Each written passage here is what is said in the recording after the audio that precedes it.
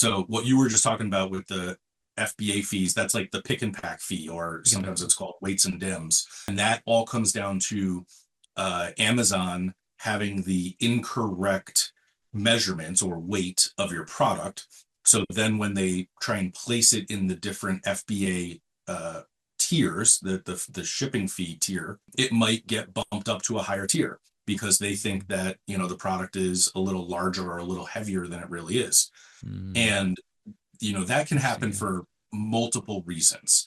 If you're a reseller and other resellers are shipping in the same product, another seller might have shipped in an older box, maybe a different size, or maybe they've Ooh, repackaged it in a different size box and they ship it in.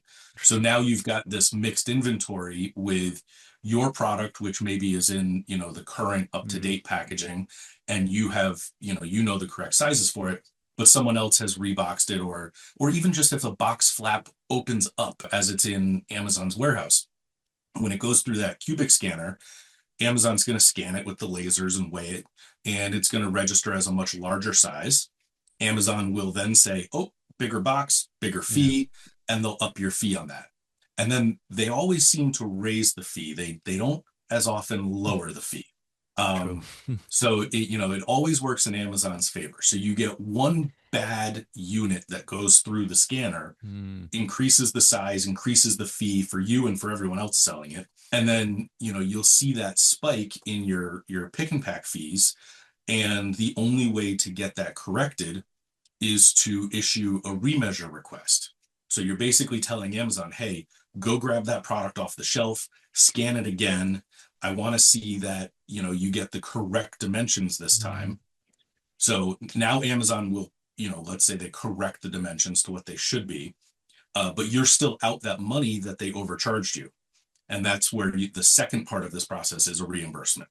So you first get them to correct the dimensions, then you say, I want my money back for the last 100 shipments or so that you overcharged me by a nickel or a quarter, and and that's the reimbursement side.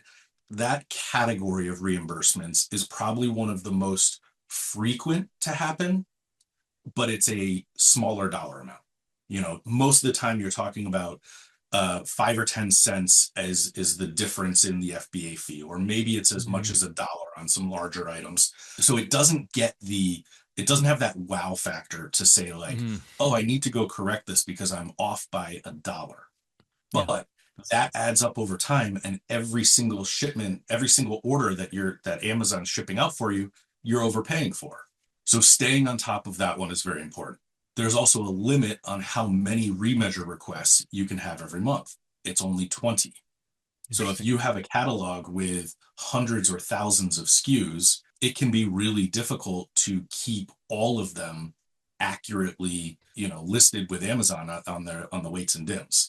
So staying on top of it, having the visibility into which of your SKUs are being overcharged is the only way that you can really, tackle it and stay on top of it.